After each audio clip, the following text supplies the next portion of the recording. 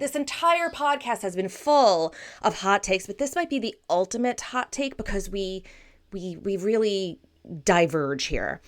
Um, I think I know where you're going with yeah, this yeah. one.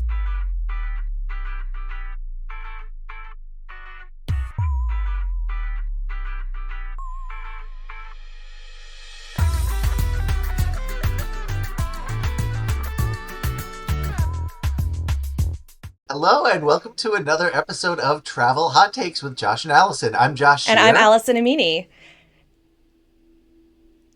Welcome, welcome, Allison. It's so good to see you. Welcome to this episode of Hot Takes. So, Josh, we are both busy preparing for some trips, aren't we?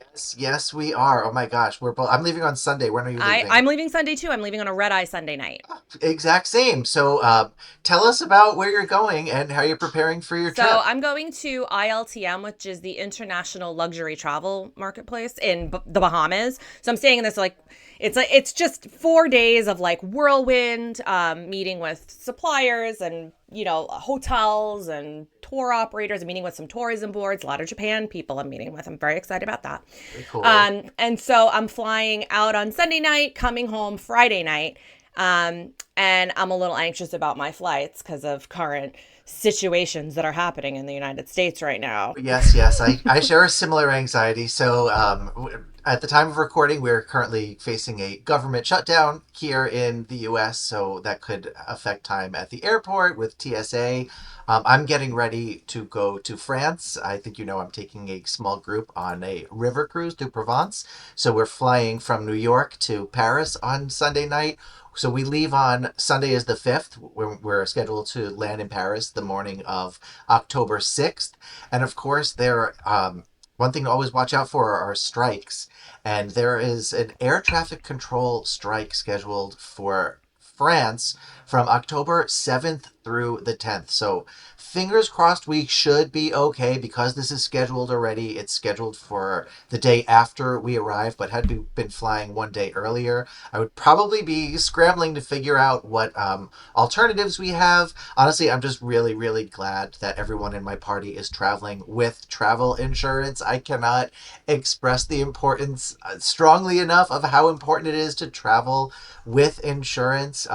Because if you have, this is a great example of trip interruption. So, something out of your control, like, and obviously not every situation is covered, but something like a strike is typically covered by travel insurance under that trip interruption. So, always get the insurance. I mean, that's just one of a million reasons. What other things are you doing to prepare for your trip? Well, I first before anything, well, I did buy travel insurance. You always want to buy it like when you deposit on your trip, like when you first deposit, when you pay that first amount, because you want to make sure that any pre-existing conditions are covered. And so, for example, if there's a strike announced in Greece and then you're like, oh, I should buy travel insurance. Well, guess what? You're not going to be covered because that strike was already announced. Insurance is for before something happens, right?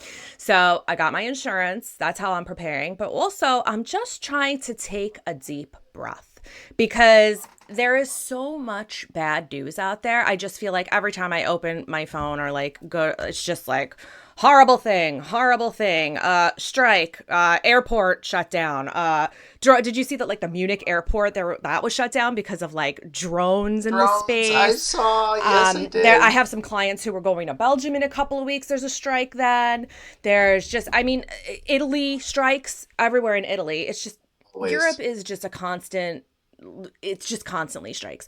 So I just try not to overwhelm myself with this information because the truth is there's not much I can do to change things. What I can do is prepare. And when I have with my clients, I kind of tell them the same thing. I'm like, don't go on Reddit and start asking what people are doing for the strikes. Don't go in some Facebook group. I'm here for you. I'm on top of it. I read the travel trade magazines, that like not everyone's reading. I know. So if there's something to worry about, I'll let you know. But otherwise, get excited about your trip as opposed to panicking, spending this time panicking because it's not going to change anything. I totally agree with that, especially when it comes to strikes. Like these things are out of our control. I've personally dealt with train strikes, specifically, I can't speak, in Italy, like during the middle of a trip. And thankfully, I was comfortable enough to make my own changes. Typically, what happens now is whenever I have clients traveling in a destination where they're planning to take trains in the middle of the trip, the trains can be so unpredictable. I mean, they are a fantastic way to travel through Europe. I mean, hands down. But strikes happen, construction happens, rail work happens. So usually I like to have a plan in place for my clients. So what that usually means is we'll work with a company on the ground in the destination. So that way, if there is a last minute thing that comes up, a train cancellation, a strike, whatever, you have support on the ground. So someone is there for you to reach out to while you're traveling, and they could make that change for you, whether it's a different train route or if it's like, hey, there's no trains today, we either need to figure out, staying one more night in this destination where you are, or maybe we figure out a flight if it's far enough away, or a car transfer, a private transfer to get you to your next destination. So you're not missing hotel stays, because obviously, if you've paid for your next hotel, you don't want to miss out on those funds as well. So there are ways to definitely have things in place that I think we're both pretty aware of when it comes to like how we want to prepare for our own trips and more importantly for our clients' trips as well, because we have to be their advocate. And part of that is like having these plans in place for them Yeah, beforehand. absolutely. And, like just an example of that, I had some clients that were traveling in Switzerland this past summer, and we worked with a company on the ground to help them with their plans. And they knew even before I was still asleep, and I woke up to some texts that there had been a landslide that took out part of the train system. And so this company was already on it, rerouting them, setting up a different train and a private transfer. Like they were on it. So my clients didn't even have anything to worry about. Well, that's so good. I actually had a similar thing last year. I had clients who were traveling to Taiwan, and they were going to Hualien where there was a major earthquake. Mm. So I woke up to an email from the supplier that we were working with on that trip, and I found out about the problem and the solution in the same email. So the clients were not affected. We were able to proactively get ahead of this issue, and that's, I think, one of the big benefits of working with advisors is because we are engaging with partners on the ground who are going to make our clients' lives easier when the unexpected comes up for things like Yeah, this. absolutely. And I think that segues nicely into my next tip, which is to keep an open mind and remain flexible, right? Like sometimes you might not be able to take that train ride, that scenic train ride you wanted to take because a landslide took it out or they decided to strike. But, that's honestly, it's part of the the joy and adventure of travel is these unexpected experiences, and you can approach it with this kind of like, you know attitude of like, well, this isn't what I planned, or you can be like, well, this is different, this is an adventure, let's have an adventure. So I think mindset is a very important thing, to understand that things aren't always Yes, it going to is. go as planned when you travel. That's just part of the nature of it, and to embrace that. It's exactly right. Like things do not always. What's the phrase? Man plans, God laughs, Yeah, or yeah. whatever that means to you as a Mm-hmm. listener. But you could do so much planning, but there's always going to be things that happen that are out of control. Like one thing that in the back of our mind, whenever you go on a river cruise, one thing that could be affect your vacation are water levels. If there has been a lot of rain, sometimes a river level could be higher, which means the river boats can't fit under bridges along the way. So they might have to replace some of the sailings, at different port, or maybe you stay in a port and you go to your next excursion via the bus. There's sometimes things like that happen. Or the opposite of that, if it hasn't rained for a while and the river level is too low for a ship to sail. So these things, the come we're sailing with AMA Waterways, and they're always so prepared. I've actually seen them lower it down physically, like the thing goes down so it is able to fit under a bridge that it might not be able to fit under if the control tower is the wrong word because it's not of tower height. But it's really cool how they make these contingency plans. But if it happens, it happens, and you can't let something like that ruin your vacation. You Exactly. still have to enjoy yourself and roll with it, because sometimes it rains, right? Like that's just kind of the nature of life in general. So bring an umbrella, prepare for the rain, and prepare for the things that a rain experience brings to you on your trip. Exactly. It's funny you mentioned Alma Waterways because that actually happened to me a couple of years ago on a Danube cruise. We couldn't get to Wilshofen, Ooh. which was our final destination where we were supposed to have like this Oktoberfest celebration on the ground. So instead, they brought the Oktoberfest to us. And so I didn't Cool. really feel like I missed out on anything. But That's very in cool. terms of like preparing, like what are some things that you can control? And I think that there are just a couple of things that you can control. One of them is to pad your timelines a little bit. For me, I never travel without less than 2 hours of a connection if you're transferring to a different plane, like 2 hour layover minimum anywhere. Bare minimum. Mm-hmm. Bare minimum. Whenever I see an airline suggest something like 50 minutes at LAX, like you're not getting that flight. I mean, No. if you're delayed even 15 minutes, you might miss that second flight. Forget it if you're checking a bag. Like that bag has a way, way lower likelihood of making it onto your Mm-hmm. flight, the second flight, if you have a shorter layover. So yeah, 2 hours is a bare minimum. Personally, I would rather be bored at the airport for 3 hours than anxious of, oh my gosh, we're delayed, I might not make flight number two. So I think it's totally important to build those cushions in. Absolutely. Especially when it's something that's happening now where you don't know, are the baggage handlers going to be striking? Is TSA going to be super long on customs and immigration, especially if you're coming in from, an international destination and you have to go through customs before you transfer to your domestic flight. So it's very important to leave time for that. Completely Yeah. agree. And you also mentioned something very interesting, Josh, and I know that this is where we disagree. This might be, I mean, Uh-oh, let's I hear feel it. like this entire podcast has been full of hot takes, but this might be the ultimate hot take because we really diverge here. Um, I think I know where you're going with yeah, this yeah, one. because you said that when you have a short layover, your checked bag might not make it, right? Yeah, if your layover is too short, like it might be a little bit challenging for a ground crew to get your checked bag from flight one to flight number two. Mm-hmm. That is a true thing. Yeah. Which is why that's not one of several reasons, but that is a big reason why I am a proponent of carry on only culture. I am a carry on Wow. queen. I have not willingly checked a bag since 2003. And What? yeah, Since 2003, you haven't checked a willing. bag? Oh, Oh my okay. All right. Wait, wait, goodness. wait. There was one caveat to that. Be still my And heart. that is when we went to Iceland for New Year's because we had to bring like giant boots and parkas. And I mean, we live in San Diego, so we're not going to like wear them on the plane. So we did just Right, have right. one bag that we checked full of our winter gear. But other than that, I am a capsule wardrobe person. I'll find a place to do laundry and destination if it's a really long trip. But otherwise, I definitely, and I don't want to have to pay baggage fees if I don't have to. I'm sick of these airlines nickel and diming us. You know what I mean?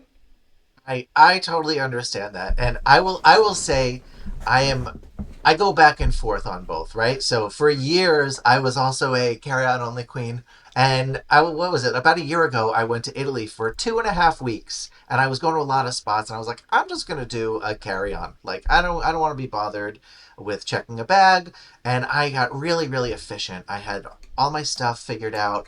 I had just a small amount of clothes with me, which was tough because I was going to a conference. I needed like I needed like work clothes, but I also needed like tourist walking around all day clothes. And I was doing really well. And the same thing, I was like, I'll just do laundry halfway through. So then I'm like, all right, I'll do laundry halfway through. And I get like halfway through my trip. Do you know it costs like €5 for one pair of socks to get washed at a nice hotel? Like I straight up, I was staying at the St. Regis in Rome, and I was like, oh, the laundry list is way expensive here. I'll wait till the next hotel.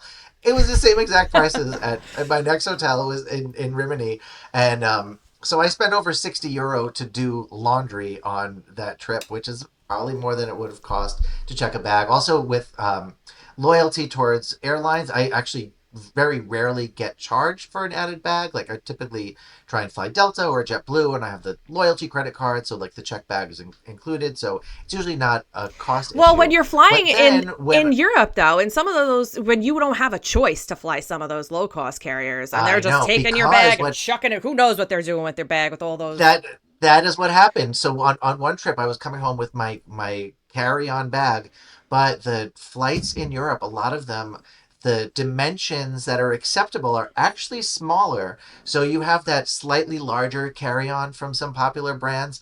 Those are too big to be a carry on. Like they are going to Yeah. force you to check that. So once it becomes like you're forced by the airline to check your bag, you might as well have a bag that is worth checking, that you can actually put some extra space in. And because the other thing, in addition to like that one time I was flying home from Sevilla and I was forced to check my carry-on size bag because I bought stuff, the bag expanded, so they were like, "This is no longer a carry-on." Fine, whatever. Like I dealt with it. But then on this 2.5 weeks in Italy, I got this beautiful bottle of wine in Tuscany. I was like, oh my gosh, I have to bring this home. Well, once you have a liquid, you have to check the bag. So I, again, was like struggling on this 2.5 week long trip to put everything in this small little carry on, which I wound up having to check anyway to Mm-hmm. fly home with a beverage. So if I have a layover somewhere, I try and make it really, really long. If I can do, carry on only if I'm going for a shorter period of time, if I'm not too concerned about what I'm going to bring back, then yeah, there are situations where I do carry on only. But this trip coming up, I'm going 2 weeks. I have a nonstop flight. In both directions, which has a greater likelihood of your bags being okay, knock on wood, famous last words. But I don't have to worry on this trip about, oh gosh, there's a short layover. I had one layover, and this is a big props to Turkish Airlines because I was flying home and I had a layover in Istanbul. It was only 90 minutes. I was like, there's absolutely no Yeah. way my check bag is making it onto this flight. And it did. Mm-hmm. I flew from Naples to Istanbul, and I was there again 90 minutes, and I was so pleased and surprised and delighted that my checked bag made it back with only a 90-minute layover. So that's a sign of a very efficient airline, an efficient Yeah. airport. So props to I've heard a Turkish lot of good things and about Istanbul Turkish Airport for Airlines that. actually and the Istanbul airport. Yes, it's actually really, really true. I that was my first personal experience, but I recently had clients fly on them and they flew in business class. It was kinder cost than some of the U.S. carriers, so that was one of the deciding factors. Even though it added a little bit more travel time to their day, but it was like half the cost. The food is incredible. They have like a dedicated chef on board Turkish Airlines, and they basically bring around a cart, and they were like, "These are all the options you could choose from," and then they prepare your meal based on your Mm. choices. And then they had a 5 or 6 hour, very long layover at the Istanbul airport. She loved this lounge so much that my client literally sent video of the business class lounge at the Istanbul airport. And then on the way home, she was actually really excited to go back to the lounge again because there were food offerings that like she didn't get to try the first time there. So a good lounge can make a difference if you have a long That's a layover good as point. well. Yeah. Yeah, right. So I personally am still team check a bag. I'm planning to check a bag on this upcoming trip. I'm also team packing cubes. I don't know if Yes, you've absolutely. gotten Oh, into I have pack. been into Oh my packing gosh, cubes since for 2003. years, Yes, right? since Because you can bring so much more, and it's not only just the compression of it, but it's also the organization. It's kind of absolutely. like having little drawers. Mhm. Like, oh, here's my like t-shirts, and Mhm. then all t-shirts can go out, and like what you're like searching through. I think packing cubes are a And game changer. especially I'm when glad you we when you agree on do a those at capsule least. wardrobe, that's very important because you have your mix and match and I love there is this woman on Instagram and her handle is Carry On Couture and she has like I send her like Okay, links to my clients and stuff sometimes because like they'll be like, what should I pack for this river cruise? I'm like, here you go. This is what you should do. She has a different itineraries for everything. So yeah, carry on only. Um, so I think probably the salient point in all of this is that if you're concerned, in these troubled uncertain times, if you're concerned about your travel plans, planning with an advisor like us who we're on top of things, we're in the know and we're looking out for you. I feel like that is the point of all of this. Like book your trip with an advisor. exactly. Book with an advisor, and we are your advocates before your trip, during your trip, after your Yes, trip, because these things come up, and part of our job is just be aware of, hey, oh, you're going to this destination. Oh, heads up that you're going to need to apply for this entry visa, which was not a thing 6 months ago. But these are the things that, we stay on top exactly. of, just to make sure that our clients are well taken care of while they're traveling. And then the more knowledge you have beforehand, the better prepared you're going to be. And hopefully it'll ease some travel anxiety. Because honestly, the travel part of travel, the getting from The A to worst part. B, is the stressful Mm-hmm. part. Like when you're there, it's like, oh my God, we're here, we're doing the most amazing thing. But in between, like getting from one to the next, that could often be the most stressful. So like you just did a healthy exhale. I'm a big believer of that. Like, take a breath. It's not the end of the world. Things Yep. happen. Sometimes you'll have a bad travel day. Sometimes everything will go smoothly. When it goes smoothly, like, oh my gosh, that's just the best thing ever, right? Yeah. Like, that's what we always want to That's have. why we do this. That's why this is our job, right? Because we love it so much. It is true. And I think we have this in common, but we're both researchers. Like, I love to go places, but I also love to research a place and then get excited about it and then get there and be like, oh, the research was actually correct. And now I'm getting to do these things, and even better, share these things with clients and other Yeah. travelers, because knowledge is power, frankly. Absolutely. So, you know what? Having this conversation made me feel a lot less stressed out about this flight that I have coming up. Well, that is very good. I'm trying to keep my stress at a minimum, because at the end of the day, if something happens, it's going to be out of our control. If we have to make a change, we'll make a Yep. change. We have the travel insurance to back us Yep. up if there's costs associated with those changes. And then you take it from there, and one day at a time. Try not to stress about the things we can't control. Yeah. All right. Well, this was been a lovely chat, and I am looking forward to seeing all of your photos and videos from your trip. Can't wait to hear all about it when you Yes, thank you. return. You as well. Yes, please. If you're not already following me at Josh Shear on Instagram, I'm going to be posting from France and from Spain on my Instagram story during my trip.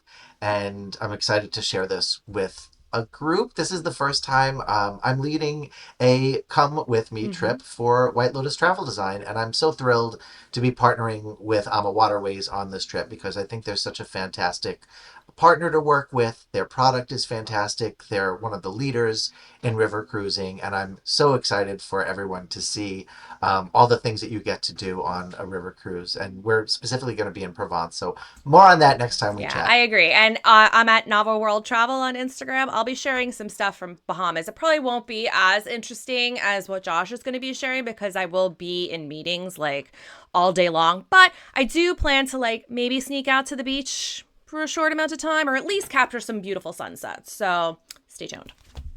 Absolutely. You're doing that important relationship Uh, building that at the end of the day is a big part of our job, and how we're able to advocate for our clients and travelers that work with us. Absolutely. All right, Josh. Well, I'll catch up with Very you good. when you're back from Provence. Yes, we. And thank you so much, everybody, for listening. Please like this video and subscribe to the channel if you haven't already, because those things really, really do help us out. So thank you for your time, and thank you so much for listening. Thanks. Bye. Bye. Talk to you soon.